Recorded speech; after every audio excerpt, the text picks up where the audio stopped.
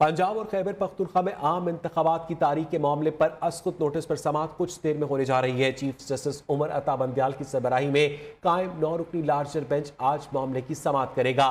اسقط notice case میں اٹھائے گئے سوالات پی ڈی ایم کی جانب سے بینچ کی تشکیل اور دائرہ اختیار سے متعلق تحفظات پر بھی جرا ہوگی۔ مزید بات کریں گے اپنے نمائندے شیراز احمد شیرازی سے۔ شیراز، کب تک آغاز ہوگا سماعت کا؟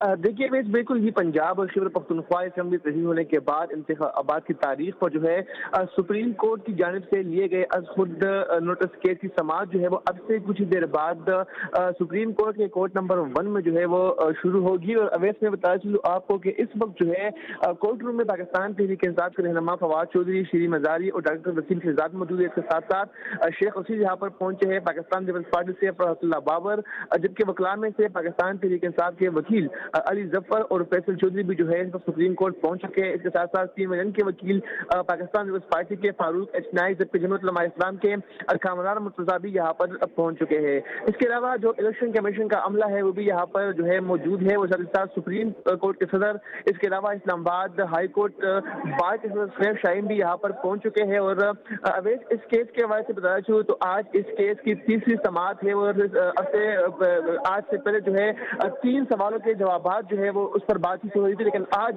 ان 3 سوالوں میں سے ایک اور سوال بھی ایڈ ہوا ہے کہ کیا جو اسمبلی تحویل ہوئی ہے وہ قانون کے تحت ہوئی ہے کہ نہیں۔ اس پر بھی آج کے اس سماعت میں جو ہے غور و فکر کیا جائے گا۔ اور پہلے جو ہے 11:30 بجے کہا گیا تھا، لیکن اب بتایا جا رہا ہے کہ 12 بجے اور 12 بج چکے ہیں، لیکن ابھی تک اس کیس کی سماعت جو ہے وہ شروع نہیں ہوئی اور اب سے کچھ دیر بعد جو ہے اس کیس کی سماعت ہوگی۔ چیف جسٹس آف پاکستان کی سربراہی میں 9 رکنی لارجر بینچ جو ہے وہ اس کیس کی سماعت جو ہے وہ کرے گا۔ جی اویس، پچھلی سماعت میں شیراز بتائیے گا کہ کس کس کو نوٹسز ایشو کیے گئے تھے؟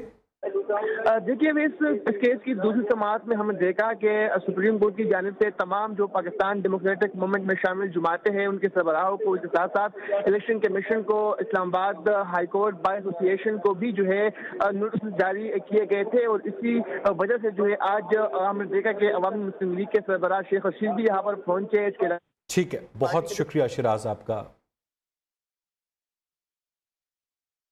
رہنما پی ٹی آئی فواد چودھری کا کہنا ہے کہ اگر اسمبلیاں بحال کرتے ہیں تو آئین کو ختم کرنا پڑے گا، وزیر اعلیٰ کے اختیار کو کالعدم قرار دینا پڑے گا، جو آڈیو لیک کر رہے ہیں ان کے خلاف کارروائی ہونی چاہیے۔ تو خیر مجھے لگتا ہے کہ اس کے لیے تو آئین کو ختم کرنا پڑے گا، کیونکہ اگر آپ اسمبلیاں بحال کرتے ہیں تو اسپیکر کے پاس چیف منسٹر پھر توڑ دے گا۔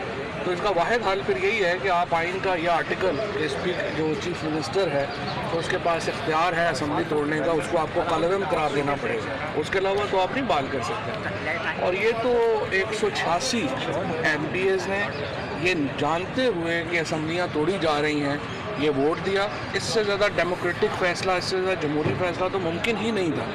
اور اب بھی اگر اسمبلیاں بحال ہوں گی چیف منسٹر پھر توڑ دیں گے۔ وفاقی وزیر شہری رحمان نے کہا ہے کہ قوم کی نظریں سپریم کورٹ پر لگی ہیں۔ عدلیہ اور بینچ کے اندر تقسیم نے انصاف کے نظام پر سوالات اٹھا دیے ہیں۔ حکومت میں شامل جماعتیں معزز عدالت سے فل کورٹ بینچ کی تشکیل کا جائز مطالبہ کر رہی ہیں۔ اعلیٰ عدالت فل کورٹ بینچ کی تشکیل دے کر عدلیہ میں تقسیم اور ہم خیال بینچ کے تاثر کو ختم کرے۔ شہری رحمان نے کہا کہ آرٹیکل 63 کی تشریح کے معاملے پر بھی فل کورٹ بینچ کے جائز مطالبے کو مسترد کیا گیا۔ اس فیصلے کی وجہ سے ایک جماعت کو فائدہ ہوا اور عدالت میں تقسیم کھل کر سامنے آئی۔ ایک مرتبہ پھر معزز عدلیہ کو متنازع تاثر کو زائل کرنے کی ضرورت ہے۔ نیب زدہ لوگ عدلیہ کے خلاف بیان بازی کر رہے ہیں، کرپٹ لوگ اپنی مرضی کا بینچ بنوانا چاہتے ہیں۔ سابق وزیر داخلہ شیخ رشید احمد بھی برس پڑے، کہا یہ لوگ صرف اپنے مقدمات ختم کروانے کے لیے آئے تھے، ان لوگوں نے ملک کا ستیہ ناش کر دیا ہے، جلد ہی ان کرپٹ لوگوں سے نجات ملے گی۔ ساری قوم کی نظریں اس وقت سپریم کورٹ پر لگی ہیں، عدلیہ جو فیصلہ کرے گی وہ قبول کریں گے۔ سپریم کورٹ صرف یہ کہنے جا رہی ہے کہ کون الیکشن کرائے گا، وہ یہ نہیں کہہ رہی کس کو ووٹ دو۔ اور راجن پور میں کل ان کو پتہ لگ گیا کہ ان کا کفن دفن، تجزیز و تکفین اور سارے سیاسی دگنی ووٹ سے یہ آ رہے ہیں، حالانکہ اسی خاندان کو انہوں نے ووٹ دیا ہے۔ سب سے بڑا مسئلہ یہ ہے کہ آئی ایم ایف کی اس بڑی جیل میں اور یہ پاکستان کو جو ڈیتھ زون بنا دیا گیا ہے، ساری قوم کی نظریں سپریم کورٹ پر ہیں۔ انشاءاللہ ان شوروں کے خلاف یہیں سے ثبوت بھی نکلیں گے، ان کے تابوت بھی نکلیں گے اور جمہوریت کی لہر آواز اور اچھی فضا بھی یہاں سے آئے۔ عمران خان کی اقدام قتل کیس جوڈیشل کمپلیکس منتقل کرنے کی درخواست مسترد کر دی گئی۔ ڈسٹرکٹ اینڈ سیشن کورٹ نے چیئرمین پی ٹی آئی کی ضمانت میں کل تک کی توسیع بھی کر دی۔ ہمارے پاس کیس منتقل کرنے کا اختیار نہیں، ایڈیشنل سیشن جج ظفر اقبال نے ریمارکس دیے۔ استفسار کیا مدعی نے کوئی عمران خان کے خلاف ثبوت دیا ہے؟ ایس ایچ او تھانہ سیکریٹریٹ نے جواب دیا کہ یو ایس پی موجود تھی، جس پر جج نے کہا کہ یو ایس پی کا ذکر نہ کریں، اس میں عمران خان موجود نہیں۔ عدالت کی ایس ایچ او کو بغیر کسی دباؤ میں آئے تفتیش کرنے کی ہدایت۔ عمران خان کا الزام دفن ہو گیا کہ نگران حکومت شفاف اور غیر جانبدارانہ انتخابات نہیں کروا سکتی۔ وزیر اطاعت مریم اورنگزیب نے بیان دیا، کہا جیت جائیں تو فتح کا جشن اور ہار جائیں تو الیکشن کمیشن کے باہر دھرنا اور الزامات۔ ایک سیٹ کے ووٹ سے عدالت پر دباؤ ڈالو گے، دھمکی اور گالی دو گے، فیصلہ تمہارے حق میں نہ آیا تو تمہارے خلاف عالمی سازش چیف جسٹس تک پہنچ جائے گی۔ عوام ملک میں انصاف چاہتے ہیں، نظریہ ضرورت نہیں۔ آپ کو بتائیں کہ لاہور ہائی کورٹ میں جیل بھرو تحریک کے تحت گرفتار پی ٹی آئی رہنماؤں کی بازیابی کی درخواست محکمہ داخلہ اور جیل حکام نے رپورٹ لاہور ہائی کورٹ میں جمع کروا دی ہے، جس میں بتایا گیا کہ تحریک انصاف کے 9 رہنماؤں کو 30 دن کے لیے نظر بند کیا گیا ہے۔ شاہ محمود قریشی اٹک جیل، اسد عمر راجن پور، عمر سرفراز چیمہ بھکر جیل میں نظر بند ہے۔ ولید اقبال لیا، اعظم سواتی، رحیم یار خان اور مراد راز ڈی جی خان جیل میں نظر بند ہے۔ آئی جی جیل خانہ جات کی اجازت کے بعد 77 افراد کو پنجاب کی مختلف جیلوں میں منتقل کیا گیا ہے۔ اسی حوالے سے تفصیلات جانیں گے اپنے نمائندے عمر حیات سے۔ عمر بتائیے گا۔ جی بالکل، لاہور ہائی کورٹ کے جیسے شہرام سروج چودھری ہیں، انہوں نے تحریک انصاف سے فواد چودھری اور اجاز چودھری جو ان کی درخواستوں پر سماعت کی، دونوں کی درخواستوں کو یکجا کرنے کا حکم جاری کیا اور رپورٹ جو ہے وہ اکٹھی طلب کر لی ہے، جبکہ اس سے قبل سینیٹر اجاز چودھری کی درخواست میں رپورٹ جو ہے محکمہ داخلہ اور محکمہ جیل خانہ جات کی جانب سے جمع کروا دی گئی ہے۔ اس رپورٹ میں بتایا گیا ہے کہ تحریک انصاف کے 9 رہنماؤں کو 30 دن کے لیے نظر بند کیا گیا ہے، جن میں شاہ محمود قریشی جو ہے ان کو اٹک جیل میں قید کیا گیا ہے، اسد عمر کو راجن پور، عمر سرفراز چیمہ کو بھکر جیل میں بند کیا گیا ہے۔ جبکہ رپورٹ کے مطابق بہت شکریہ عمر حیات آپ کا۔ پاکستان سپر لیگ سیزن 8 میں سنسنی خیز مقابلے جاری ہے۔ قذافی اسٹیڈیم میں کھیلے گئے میچ میں قلندرز نے پشاور زلمی کو 4 شانے چت کر دیا۔ آج بھی ایک بڑا مقابلہ قلندرز اور اسلام آباد یونائیٹڈ کے درمیان کھیلا جائے گا۔